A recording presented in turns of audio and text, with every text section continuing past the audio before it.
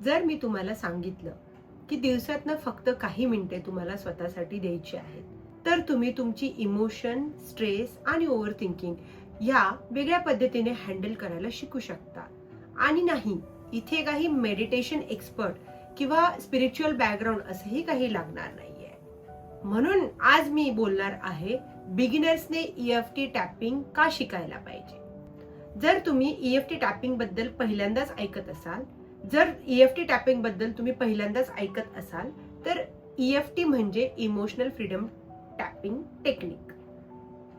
यामध्ये आपण specific पॉइंट्सवर tap करून आपले इमोशनकडे लक्ष केंद्रित करायला सुरू करतो आणि त्यातून जेव्हा टॅपिंग करत करत आपल्याला हील व्हायला मदत होते. पण आज मी तुम्हाला EFT म्हणजे काय याबद्दल न सांगता, बिगिनर्स असूनही खूप जण EFT टॅपिंग शिकायला का सुरुवात करत आहेत, कारण ह्यामध्ये सगळ्यात मेन रोल आहे तो इमोशन्सचा. आपण इमोशन्स हँडल करायला शिकलो आहेत का हा प्रश्न स्वतःला विचारायला हवा.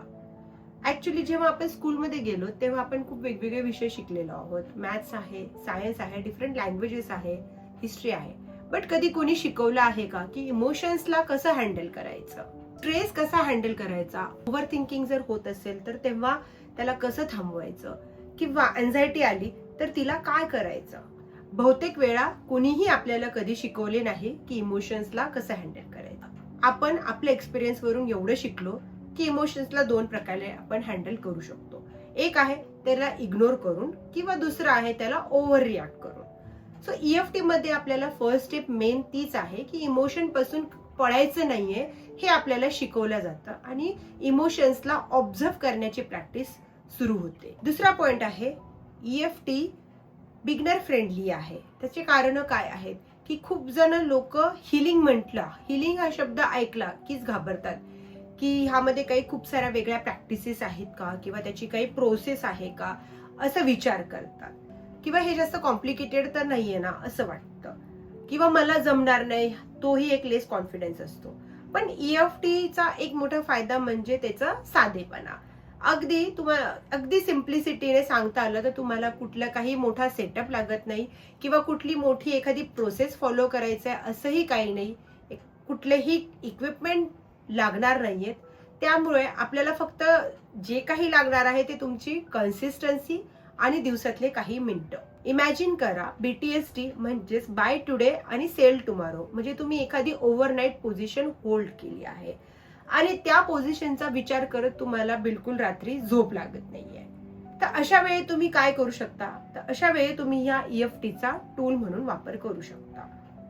सो ट्रेडर्सनी EFT का शिकावं, आता मी एक एक्झाम्पल घेऊन सांगते जे तुम्हाला कदाचित सरप्राईज करेल.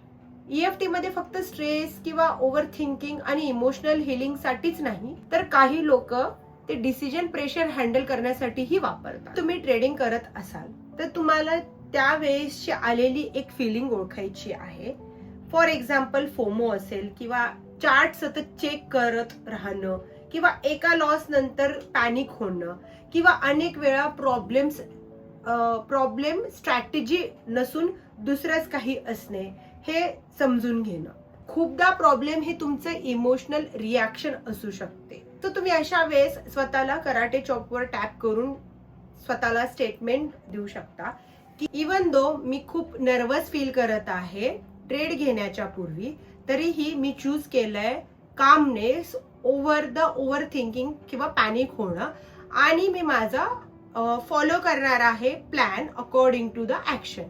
तुम्हाला माहिती असेल ट्रेडिंग मध्ये मार्केट कंट्रोल करता येत नाही, पण स्वतःचा इमोशनल रिस्पॉन्स कसा असायला पाहिजे किंवा तो कसा रेग्युलेट करायला पाहिजे हे आपण करू शकतो. कारण की मार्केट आणि चार्ट्स जे काही आपल्याला दिसत आहेत रिअल टाइमवर ते आपल्या हातात नाहीयेत, बट आपले इमोशन्स रेग्युलेट करणं आपल्या हातात असू शकतं. म्हणूनच काही लोकांसाठी EFT ही अशी टेक्निक असू शकते की ट्रेड घेण्यापूर्वीचा हा एक छोटा पॉज बनू शकतो. सो तुम्ही तुमचं एक टाइम टेबल फॉलो करू शकता.